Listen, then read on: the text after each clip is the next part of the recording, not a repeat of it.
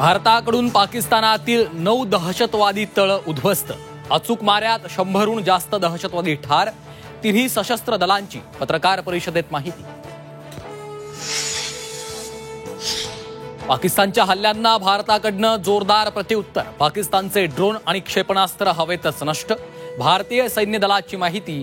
तर कुरापत काढल्यास लक्षात राहील असा धडा शिकवण्याचा इशारा। पाकिस्तानात घुसून दहशतवाद्यांना ठेचलं, संरक्षण मंत्री राजनाथ सिंह यांचं मोठं वक्तव्य। पाकिस्तानातील दहशतवाद्यांचे तळ नेस्तनाबूत, हा नवा भारत असल्याचा पाकिस्तानला इशारा। चीनचा खरा चेहरा पुन्हा एकदा उघड, चीनचा पाकिस्तानला जाहीर पाठिंबा, चीनचे परराष्ट्र मंत्री आणि इशाक डार यांची चर्चा। ऑपरेशन सिंदूर पहलगामवर चर्चेसाठी संसदेचं विशेष अधिवेशन बोलवा, राहुल गांधींची पंतप्रधान मोदींकडे पत्राद्वारे मागणी। स्थानिक स्वराज्य निवडणुकीचा निर्णय महायुतीत अद्यापही नाही, स्थानिक पातळीवर एकत्र निवडणुका लढवण्याचा निर्णय होईल, भाजप नेते गिरीश महाजन यांचं विधान।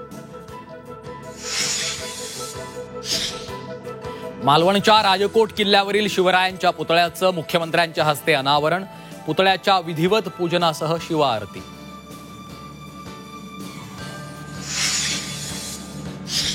महादेव जानकर महायुतीची साथ सोडण्याची शक्यता, जानकर महाविकास आघाडीत जाणार असल्याचे संकेत।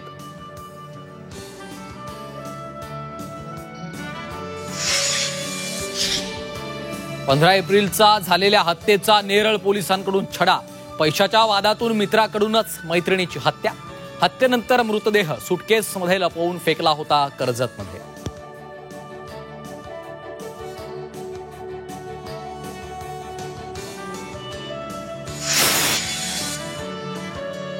आणि 27 मे रोजीच मान्सून केरळमध्ये दाखल होण्याचा अंदाज, यंदा 4 दिवस आधी पाऊस येणार, मोसमी वाऱ्यासाठी पोषक स्थिती असल्याची माहिती।